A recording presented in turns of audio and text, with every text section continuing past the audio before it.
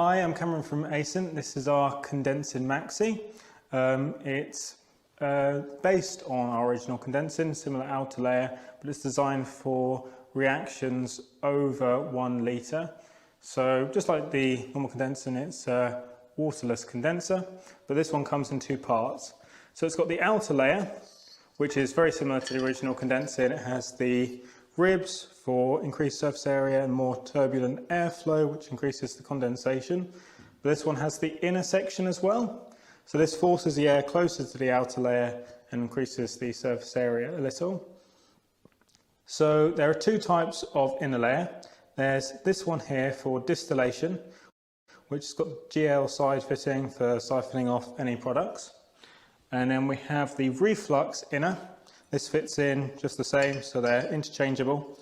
And this one is more specialised, more efficient for reflux reactions. So both of them, both inners are interchangeable, and they both work just as well with vacuum and the same solvents.